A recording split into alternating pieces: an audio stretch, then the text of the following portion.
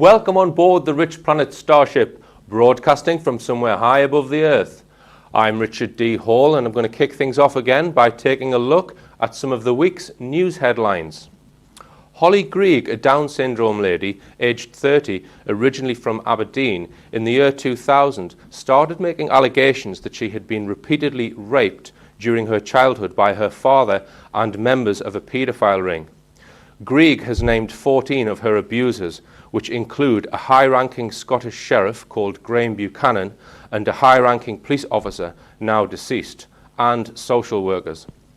The Lord Advocate of Scotland, Elish Angelini, acting via the legal firm Levy and McRae, has prevented mainstream media from reporting on this important case by issuing letters and emails to news editors threatening them with legal action if they publish. We suspect the reason why this paedophile ring is being protected by the state is that its members extend to the highest levels of the Scottish and possibly British government. In June last year, a Panorama team who were making a documentary about the case were told by a senior BBC figure to scrap the programme and warned they would lose their jobs if they continued. In February this year, Robert Green, who was supporting the Greig family in their battle for justice, travelled to Aberdeen to hand out leaflets in the street. He was arrested for breach of the peace and held in custody for 3 days. He is now not allowed to talk about the case. Last year, Holly received £13,500 in compensation from the Criminal Injuries Compensation Authority in an attempt to shut the family up. Holly's mother, Anne Greig, is continuing her campaign for the perpetrators to be brought to justice. In the White House continues to push for sanctions against Iran's nuclear energy program, whilst China urges caution and diplomacy over this issue. Under the Nuclear Non-Proliferation Treaty, Iran is entitled to use nuclear technology for peaceful applications. Meanwhile, Iran's President Muhammad Ahmadinejad has warned against a reported Israeli plan to launch a second military offensive against Palestinians in Gaza. Israeli Deputy Prime Minister Silvan Shalom said that a military operation will soon be launched in response to rocket attacks from Gaza. Now, Bill Ryan of Project Camelot recently interviewed a high-ranking ex-military Freemason who claimed that he attended a Freemasonic meeting in London in 2005, which was held by some of the highest-ranking Masons from financial, political and military backgrounds, who spoke of a plot called the Anglo-Saxon Mission. He claimed that this plan had been in place for many years and it involved using Israel and Iran to trigger a nuclear war with China, which would then be followed by the use of biological weapons against China. He also claimed that the plan's intended time frame was for this to happen by the summer of 2011. The UK general election will take place shortly, on or before the 3rd of June, with the Conservative Party holding a 7-point lead over Labour. It looks as if the result will either be a hung Parliament or a Conservative victory. This doesn't make a great deal of difference because all of the major figures of both Labour and Conservative are actually part of the same Bilderberg group, which, along with several other hidden groups, is the real unelected government of the United Kingdom. All very disturbing stuff. If this news is too upsetting for you, you might like to switch over to the BBC News to find out which MP made an expenses claim for dog food. It's time to introduce this week's guest onto the Starship. This man has been researching British histories for well over 35 years and has encountered extreme opposition from the academic community. This opposition is mainly from the Church of Rome because of what the research has unearthed regarding Jesus Christ and Christianity. So without further ado, let's activate the teleporter and get him beamed up onto the ship.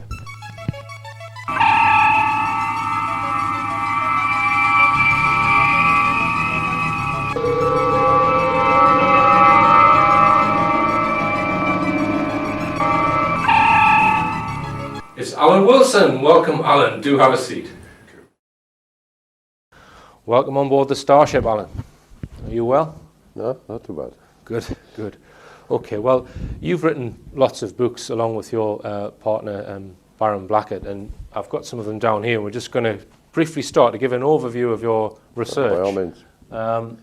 Sure. This is your latest book, I believe. Yes. Which is The Trojan War, 650 BC. Yes. I believe there's some controversy over that date, Alan, is that right?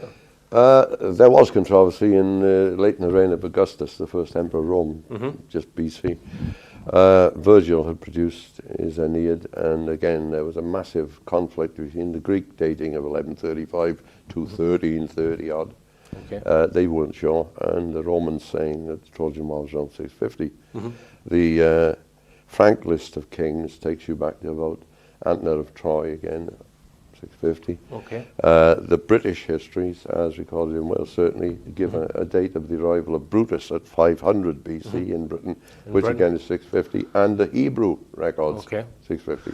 Well, I mean, So, my worth knowledge doing. of ancient British history could be written on the back of a matchbox. Sure, But, why not? We're here, you know, you're going to try and enlighten me on British history, and the book that you wrote before this one is the discovery of the Ark, which charts your journey to, you believe that the Ark of the Covenant is buried in Wales, and we're going to talk a little bit about that later. Sure, no problem. Okay, and then we've got Moses.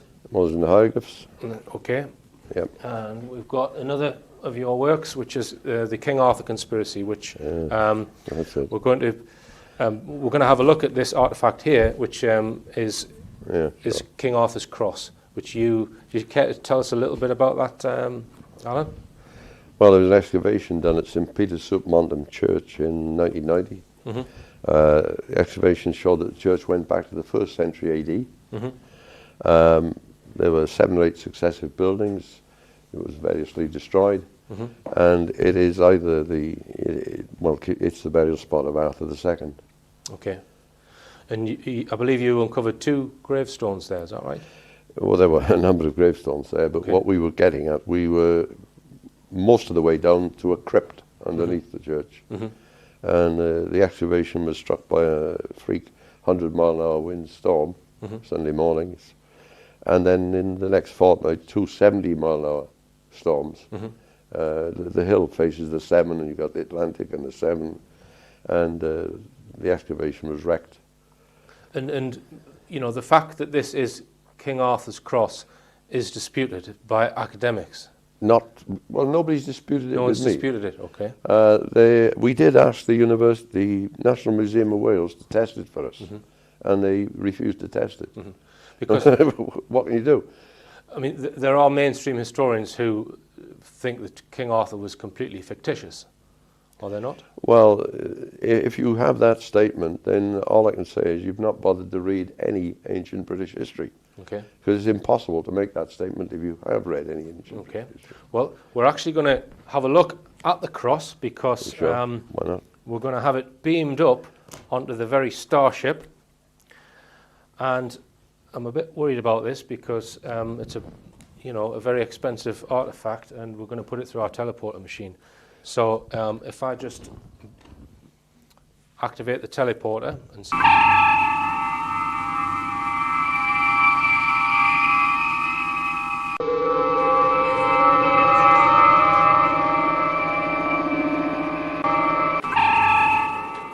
it's Baram Blackett with King Arthur II's cross.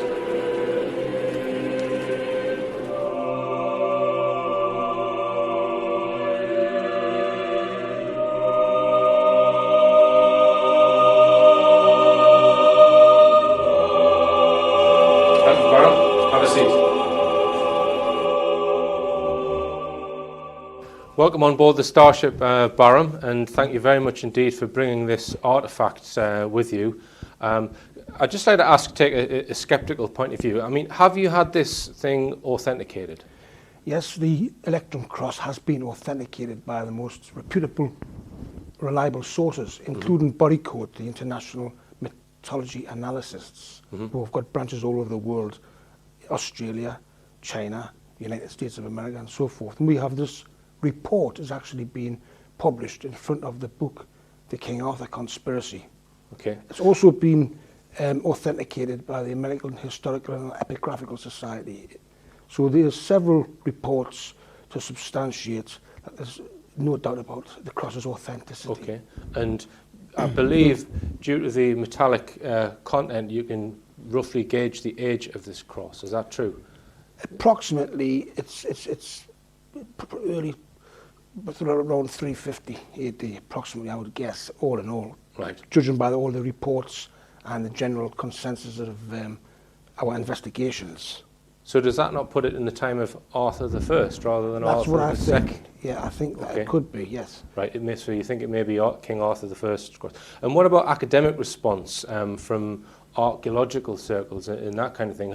How did they respond when you uncovered this? Well, firstly, we found that many academics, and particularly the ones in university, start with their preconceived mindsets within an inaccurate framework. In other words, they don't start with a clean sheet that sort of refer to each other's books too much. Basically, we start with a clean sheet and we operate on the scientific level, analysing the facts with industrial techniques of analysis. Okay. Basically, but the point is that there's been no actual negative responses about it. It's been basically kept in a sort of a low profile position. Okay. Okay. Right. And what about, has there anything like this been found before? Yes, about approximately 18 months ago, a cross was found by Quentin Hutchinson, Okay. and this was reported in the Times on the 22nd of September 2008. It's almost an identical cross in circumference and in weight. It's approximately 9 inches in length. It weighs about 2 pounds in weight. It's elctrum, and the headline is "Christian amulet that ruined my life is not a hoax." Okay. Now, Quentin Hutchinson had the same response, hostile response as we had, Okay. what we have experienced. But the point is, these sort of artifacts, in particular the metallic ones, could date anything from approximately 300 AD to 600 AD, 700 AD. So we don't know exactly the date of the cross. Okay. It could be anything ranging from 300 AD to 600 AD. That's a general sort of consensus of opinion among the experts which we have instructed to investigate. And have you had it valued? I mean, I guess you can't put a value on something How like this. can you put a value on such a unique artifact? Okay. Okay, well, thanks very much indeed, Baram, for risking the teleporter machine, you know, because it would have been a disaster if you'd appeared and the cross hadn't. So I'll let you take it back down to planet Earth, and thanks very much indeed for coming in. Okay. You believe that ancient British history has been distorted over the last sort of 100 to 200 years, and that, that basically the Roman occupation was far less than is stated in normal history books. Now, we need to go back, I think, to 700 BC with the 10 tribes of Israel. Can you tell us about those, Alan? And the second migration into Britain is that one you're referring to. What has happened is that we had an ancient alphabet in Britain. Julius Caesar describes it, numerous others. I mean, David ap Gwilym died 1367, describes it. It's on ancient stones of 600, 500 BC, AD in Scotland, in England, and in Wales.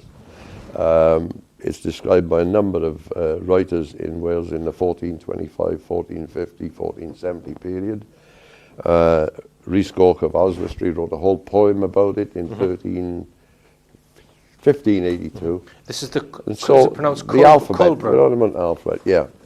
So the dispute has been that in recent times, and I mean recent times, 1930s onwards, the Culbran alphabet was declared to be a forgery of 1800. Well, Julius Caesar would have had a job to describe it, and all these others would have had a job to describe it, and it wouldn't be on ancient stones. Okay. It's on one stone in Wales which says Godufan the Exile, and Godufan was a king who was deposed around the year AD 200, and so on.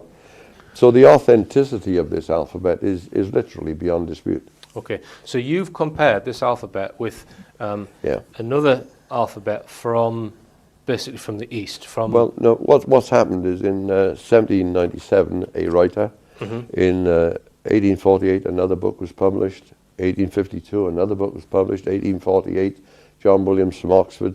And in 1906, D. Delta Evans. And they all said, isn't it strange, the ancient British alphabet is virtually identical with ancient Etruscan, Italy, right? And Pelasgian, which means the Aegean and Asia Minor. Okay. So that matches the migration route of the ancient British people. So like the Brits have gone to Australia, New Zealand, Canada, America, they've taken their religion, their customs, their language and alphabet and everything with them. So other people migrating would do the same. Now, Llewellyn Shawn, around 1530 to 1560, preserved the cipher of the alphabet. So we know which symbol is A, which is B, which is C, and so on. We thought, well, it's been said that every alphabet known to mankind has been tried to translate Etruscan. Well, that's not true, because they didn't try British alphabet and they didn't try the Welsh language. Okay. So we did that. We tried it out. Okay, and one of the artifacts is the Brutus stone from Lemnos, which contains some of this ancient alphabet, which you have compared with the ancient British alphabet and found, you know, basically that it's based on the same thing. And in 504 BC, the migration of some of the tribes of Israel came to Britain. Yeah, what has happened is that the Assyrians knew the 10 tribes of Israel as the Cymry, Khumry. They had been deported from Israel up north into the Armenian area around there. When Sennacherib was murdered, 687 BC, they took that opportunity with a civil war raging in Assyria and they moved through Turkey, coming west. And the Greeks picked up and they called the Cymry the Kimmeroi, well they would, and the Cimmerians. They got to the Dardanelles about 650 BC. Well, there are inscriptions in this same alphabet right the way through Turkey. Okay. Equally, Austin Layard discovered the archives of the Assyrian emperors, sent 25,000 clay tablets to London, and some of the people at the British Museum said, oh gosh, look, here's the ancient British alphabet on some of the baked clay tablets from the records of the Assyrians. So it occurred to us that the Cymry, the Kimmeroi, are the same people. Because again, it's on the migration trail. And this sort of, you believe that there were no Celts in Britain up until about 1714 then, is that? When they were invented. When the Celts were invented. That's right. Okay. If the British people are Celtic, then all the histories are wrong. Okay. And can be rejected. Right. The same applies to Ireland. And the idea of them being, see, if you dispossess people of their history and you eliminate the history, which has been done, then you have to give them a new identity. Yes. So why not Celts? Okay. Yeah. And you believe that there were basically British kings right the way through the Roman era? Oh, you can prove that. You can prove that, yeah. Okay. The kings started with Brutus around 500 BC, and there are 80 successive Welsh kings, based mainly in South Wales. Right. And Arthur I and II were two of those kings? They were two of those kings, yeah. Okay. Okay, Alan, well, we're going to go for a short break now. It's all fascinating stuff, so join us soon after this short break. Welcome back on board the Starship, and we're talking with historian Alan Wilson. And we were talking just before the break, Alan, about the 10 tribes of Israel. And we said that, or, you know, in your books you've described how they came to Britain from Lemnos. Now, is there any evidence from before this time of the 10 tribes of Israel? Well, around 1948, they found the Dead Sea Scrolls. Well, not everybody. The Dead Sea Scrolls are generally on, I think, papyrus or that type of writing material. And they're in Aramaic, the Aramaic alphabet. But they also found 2 copper scrolls. And the copper scrolls are inscribed not in Aramaic and not in the Aramaic alphabet language.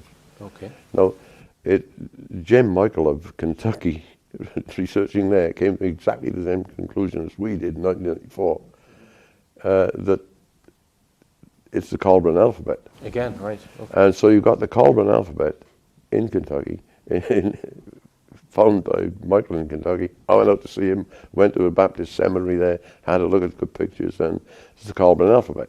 Right. What has happened is that if you look at them, these copper scrolls, they have been sliced up to get them unrolled, but there are holes all along the top and holes all along the bottom. So once upon a time they were flat plates nailed to a wall, and someone must have ripped them from the wall because there are tear marks from the holes, top and bottom, rolled them up and put them in this clay jar or whatever. Yeah. Because otherwise you wouldn't do it. Now, we think therefore it's been ripped off a temple wall or something, but they do read into the Welsh language. So it's the same as Etruscan. You take the Etruscan or the other symbol, you put the modern letter underneath, because we've got the cipher, thanks to Llewellyn Sean, and then you look up a Welsh dictionary and you got the word, and you can read the copper scrolls. So you're right back there. Further back, a large wrapping sheet, that you call it the shroud, is now in it's in Yugoslavia. Right. And this shroud, the Zagreb shroud, about 30 feet long, 30 inches wide, is inscribed totally with the same Colbran alphabet. Okay. So it goes right back into Egypt. Right. Fascinating. Okay, now another one of your books, Alan, is the discovery of the Ark of the Covenant, and you know I'm fascinated by that because you've uncovered various pieces of evidence which basically chart the path of the Ark of the Covenant from, you know, the Middle East over to Britain, basically. Can you explain what evidence you have and what makes you believe that it's in Britain? Well, when we were doing the Etruscan stuff, we did little cups and vases with little words and little phrases on and all sorts of artifacts. And then we moved up to sentences written where there's a statue and a bit of writing on it. Or in the Etruscan tombs, there are frescoes on walls and a little bit of writing here and there. And then we moved up to the big, they call them Cephasuses, it's a C-I-P-P-U-S, keepers.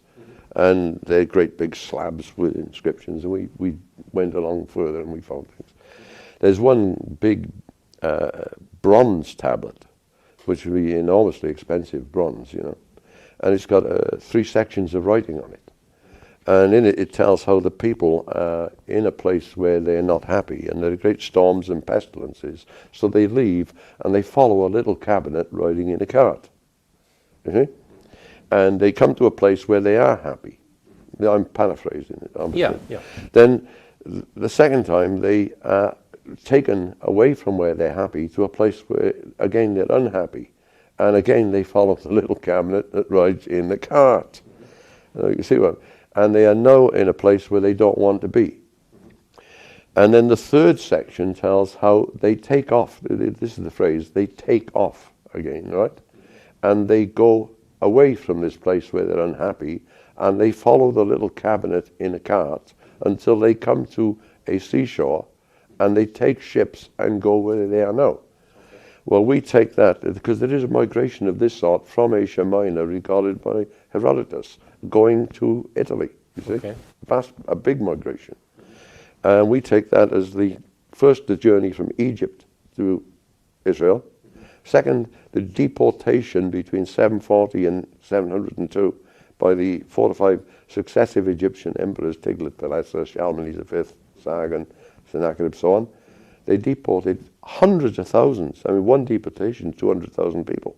Is this the 10 tribes? Took them up north, deported them, leaving only the 2 tribes. Okay. And so that's the second section. And the third section is where Sennacherib is murdered by 2 of his sons, civil war erupts in Assyria, and they take their chance and head off through Asia Minor, through Turkey.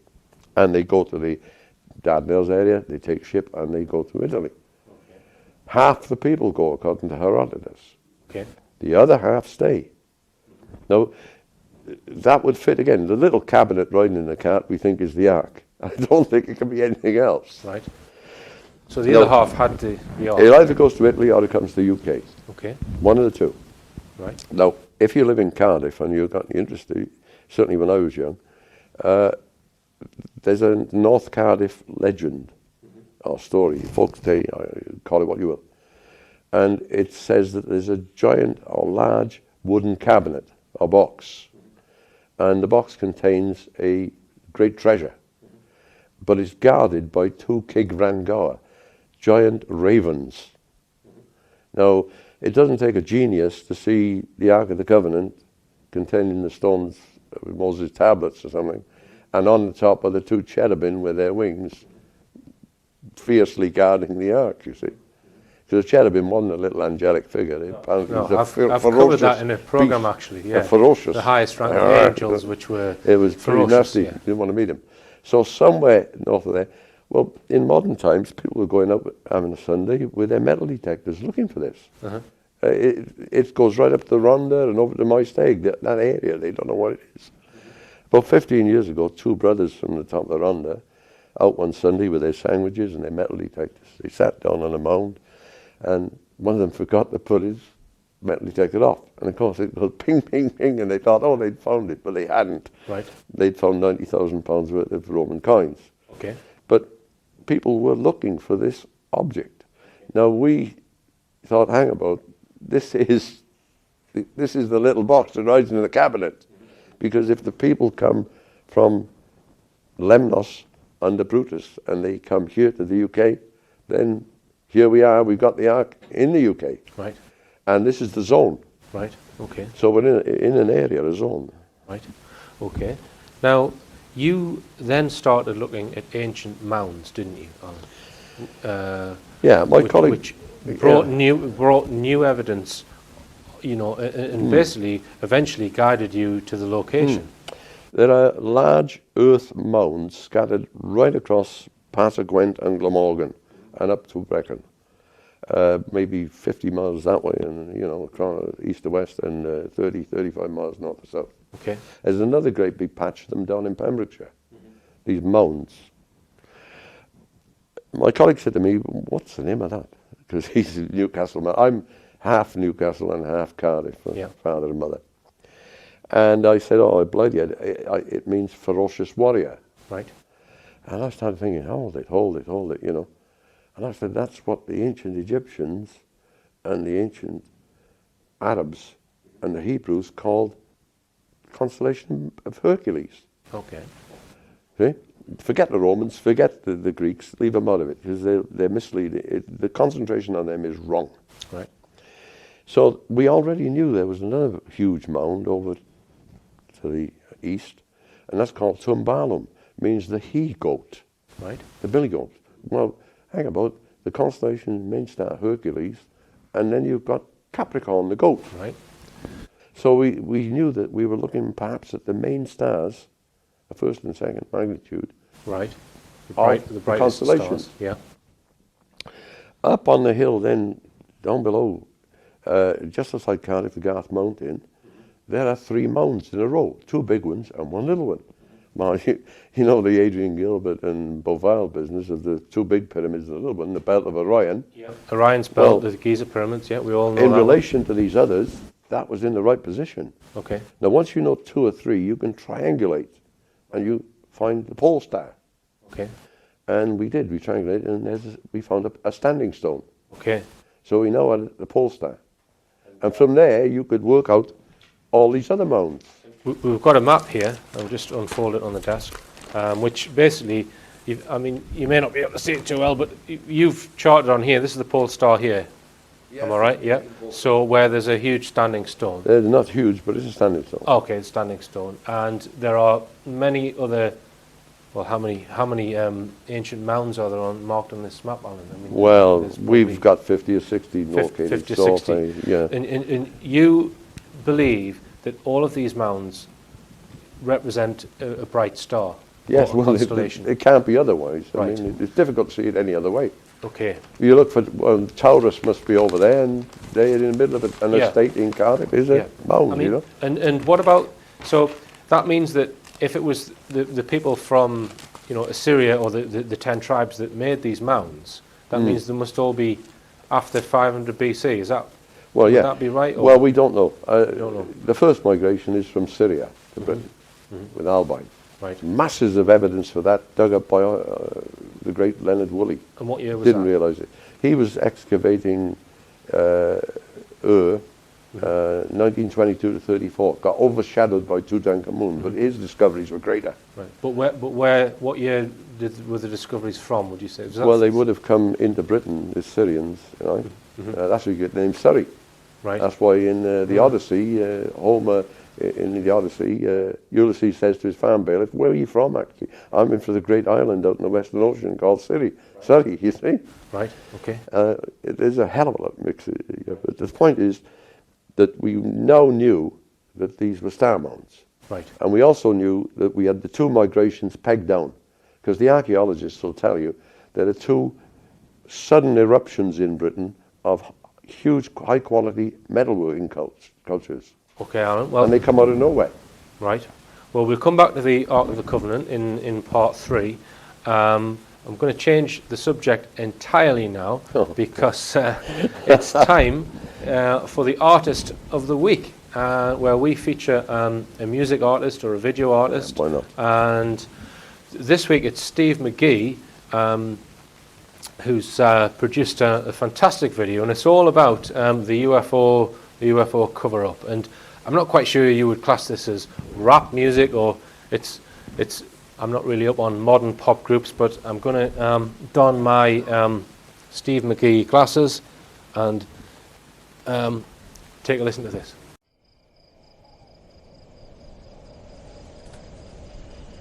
Well, I'm just taking the dog out. It's a bit late to be going over the woods now, isn't it, son? It's all right. It's not like I'm going to get abducted or anything. The Army Air Forces has announced that a flying disc has been found and is now in the possession.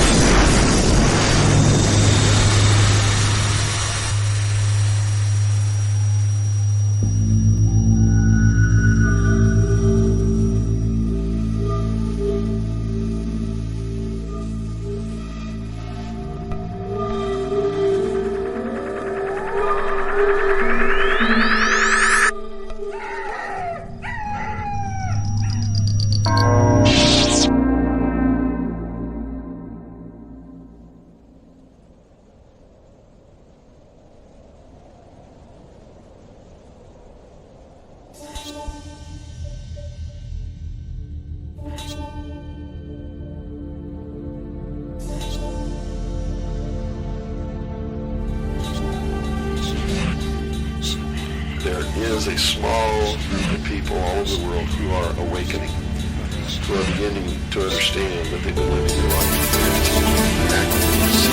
The very word secrecy is repugnant in a free and open society. And we are, as a people, inherently and historically opposed to secret society.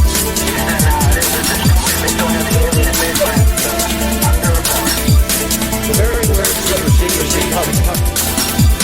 The very word secrecy is repugnant. BLF to the top, BLF full of low, BLF in your home, BLF drops, and BLF to the top, BLF full of low, BLF in your home, BLF drops, and BLF to the top, BLF full of low, BLF in your home, BLF drops, and BLF to the top, BLF full of low, BLF in your home, BLF drops, and we don't think Monday, Tuesday, Wednesday, every day turns out to be the same way. Still got these things running in my brain. I wish I never done cocaine. Sunday, Monday, Tuesday, Wednesday, every day turns out to be the same way. Still got these things running in my brain. I wish I never done cocaine. The sort of things that makes you go insane. The sort of things that make you look out of place. You're the odd one out. You really think we're the only ones that are living in space. BLF to the top, BLF full of low, BLF in your home, BLF drops, and BLF to the top, BLF full of low, BLF in your home, BLF. I mean, come on, no if it's right that people know about this Fable slideshow. I'm the one who's sitting in front row. I'm the one who tell all about you. All the stuff that your secret people hide. All the truth's being kept from my needing eyes. I hope certain people will realise that we've been living in loads of lies. Stuff that I've seen, it gets worse than an extraterrestrial being. It gets worse than a UFO chasing me. It gets worse than an alien abductee. Non-terrestrial officer. NASA, you if you would like to research Gary McKinnon, you will find that they're saying he's the world's worst hacker. Some could be fact, some could be science fiction. Undeniable truth or false. God damn, this shit's an addiction. Whether you believe me or not, I don't care. It's your time that's wasting on the clock. Did you know there's structures on the moon and a UFO in a crater that got stuck? No one to know the truth, you might as well just be saying the end of your life. With all this crazy shit that's going on, all these sly people, they let walk by. They're watching us here day and night. They control their life and that ain't right. living a normal day-to-day life. What I've done and I've seen, it gets worse than an extraterrestrial being. It gets worse than a UFO chasing me. It gets worse than an alien abductee. Non-terrestrial found out searching all these years with your pain, heartbreak and paranoid fears. So it's sitting there right on top of your mind. It's about the only thing you talk about all the time.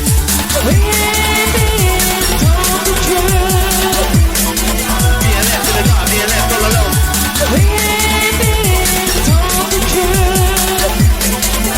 left in the dark, being left all alone.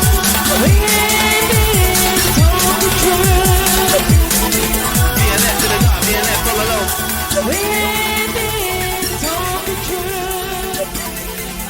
Sunday, Monday, Tuesday, Wednesday.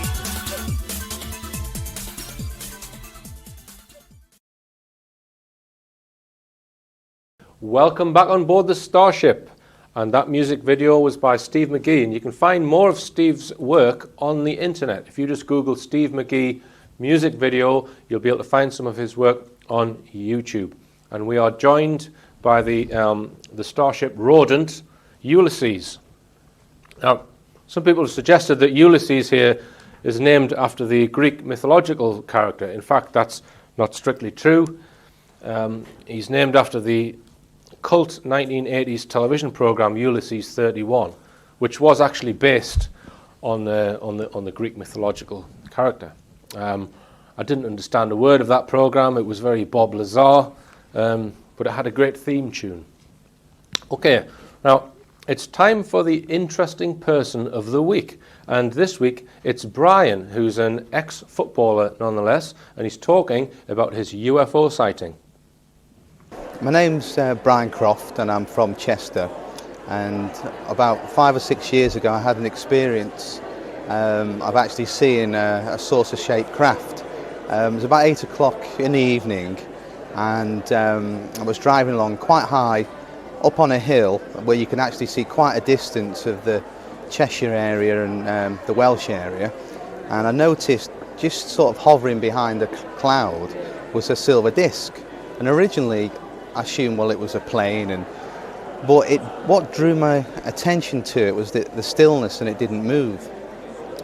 And then as I kept looking and staring, it actually, at great speed, sort of vertically, and I wouldn't estimate whether it would be a mile, stopped, and then actually just shot off to the right at astronomical speeds, and I was just blown away, and actually 4 or 5 days later, I went into the local shop and I was hovering about looking for a DVD, and there was 2 elderly gentlemen behind me that actually witnessed it, and they were actually right beneath it. So that was one of my sort of first UFO experiences.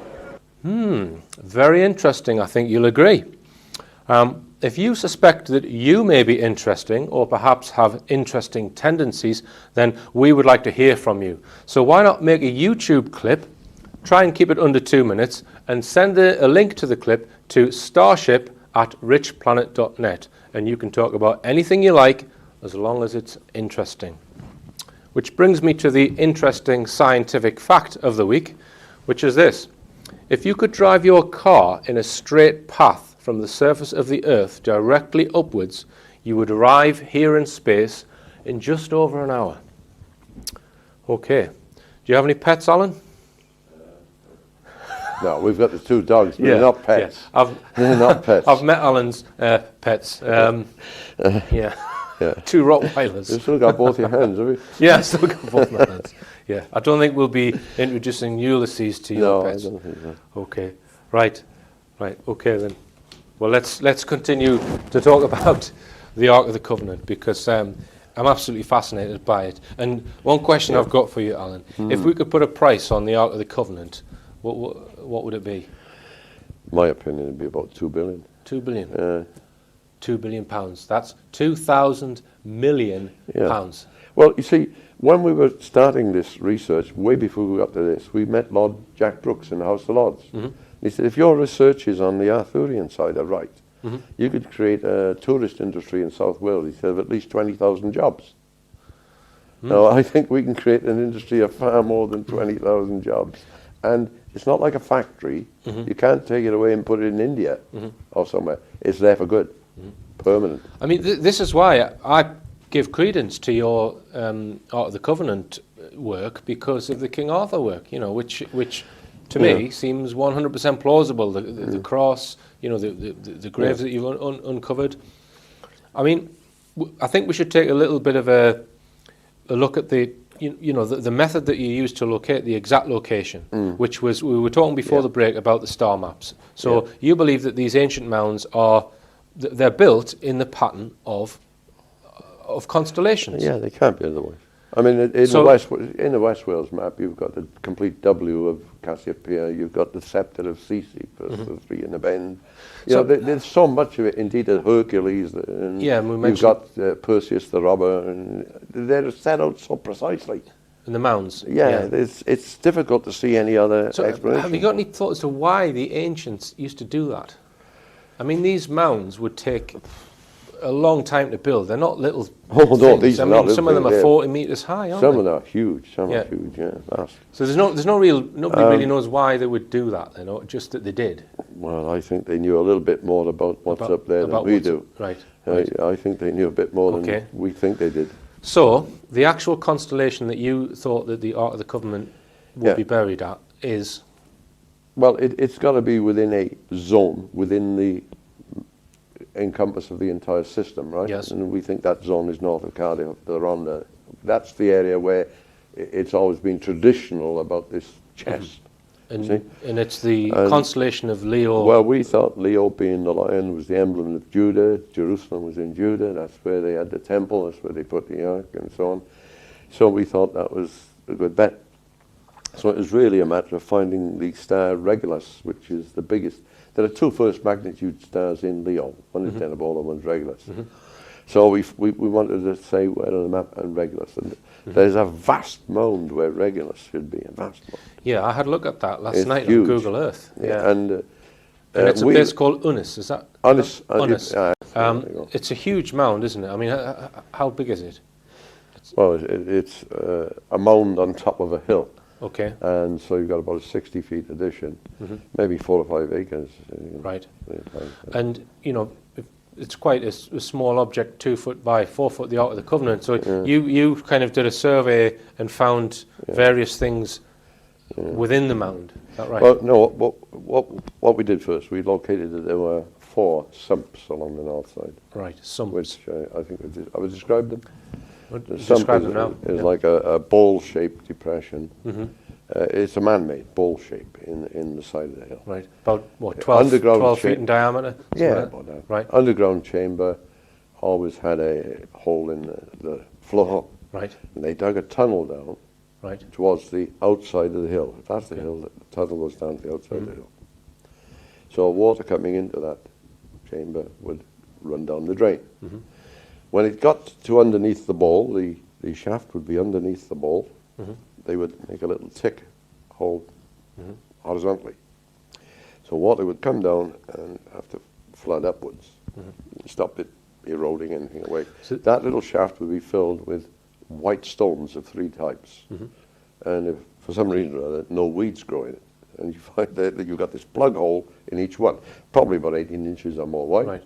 So these stones are a special type of stone which the chemical composition must kill the weeds or stop it from growing. Well, samples were taken to the National Museum and to a university, and the geologists established that these stones come from Cornwall, 300 miles away.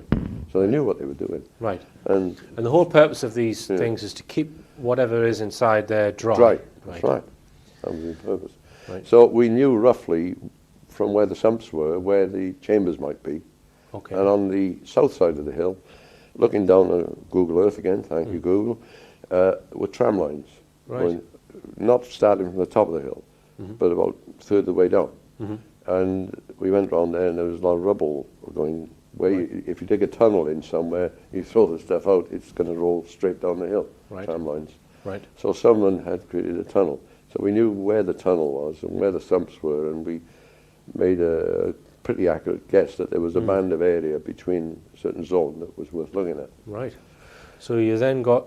We got Alan Hassel from London, who's, in my opinion, one of the best metal detector types in the world. He's the first guy in the world who ever managed to do metal detection underwater. You know, Right. what a character. Right. Ordinary guy, but good at what he does. And he's got a detector that goes down 30 feet, and it'll differentiate between ferrous and non-ferrous metals. Okay. And we located an item 4 feet by 2 feet, non-ferrous metal, which is the size of the lid of the Ark of the Bible, as in the Bible. Ark of the Covenant, not the Ark of the Bible. And obviously, you know, that is the correct size. It's non-ferrous metal. It's in the right place.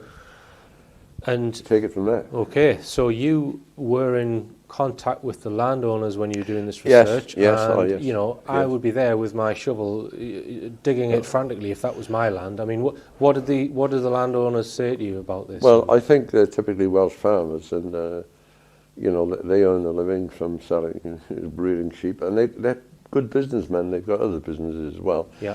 I think they think we're slightly mad, Right. if not completely gone. It's a big shock for them, and I think they've made the mistake of consulting some of the experts. You know, people in the university or so who've never thought of doing anything in this direction, Right. and have no knowledge whatsoever of what. Yeah. I think there's a bit of, oh my God. The other thing they don't want is if a big fuss was made and there's nothing there, then they can have all sorts up there on the Yeah, evenings and because weekends. the you know. implications. They don't want them on their land. So let's say if the Ark of the Covenant is there. Yeah. The implications are what to the history of Christianity, and you know, how would we have to rewrite things? Well, Christianity starts off in Britain in 37 AD, the last year of Tiberius, for a start. It doesn't start in Rome. Right. It's taken to Rome in 51 AD by the family of Cranach. Right. So that is a fact. Cardinal Bronius, Cardinal Alfred, and So I that could quote you a completely whole list flies in the of face references. of what would, you know, the mainstream historians would. Well, if the mainstream historian does any historical research, then he'd have to agree with us. Okay. If they don't do any research, which is most of them, they just read each other's work. And the other thing, if the Ark, It's a fact. It's been admitted by the Bishop of Rome anyway. right? If the Ark was found there, it would possibly be some kind of unifying thing for Islam and Christianity. Yes, I think so. I mean, the Muslims definitely believe in Moses, and so do the Jews, and so do the Christians. There's a lot of row going on at the moment with certain, let's call them misguided people, want to dig underneath the Temple Mount and go under the mosque in Jerusalem. There'd be no need to do that because it's not there. Yeah. And therefore, you know, you might have a settlement of that contentious issue for a start. Yeah. They might find they've got something in common. Yeah. You Which know. could unify some of the Yeah, world's if you look at religions, what you've which got are, in common, you rather know, than what your differences are. I mean, I personally think that there are people who are trying to divide and conquer, you know, the religions of the world, and put Muslims against Christians, and you know, create wars.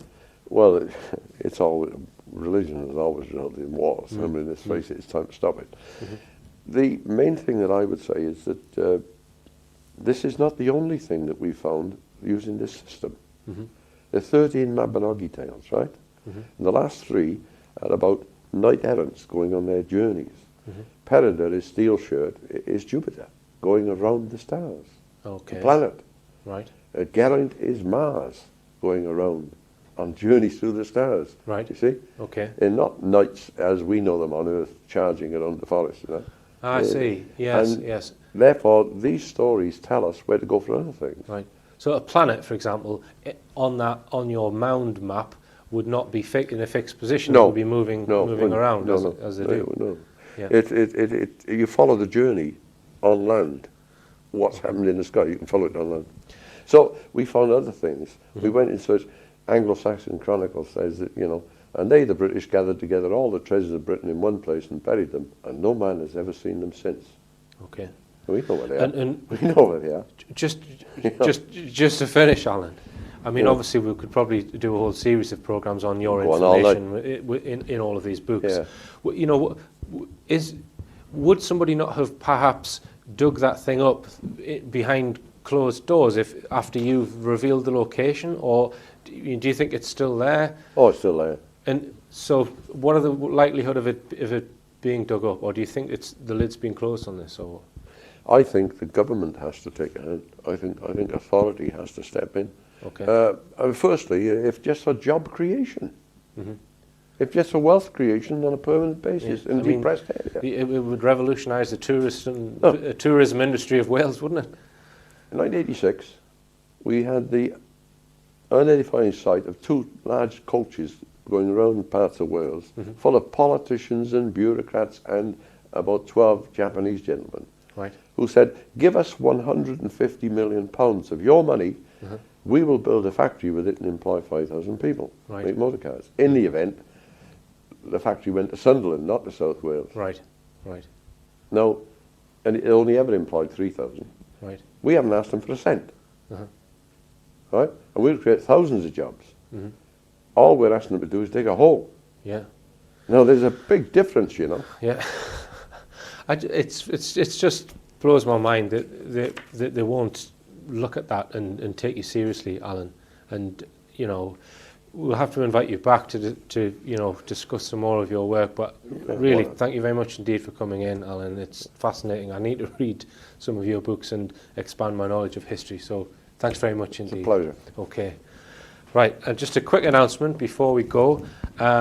We're possibly looking at having a studio audience for the Rich Planet Starship. So if you want to be beamed up onto the craft, if you let us know by emailing starship@richplanet.net.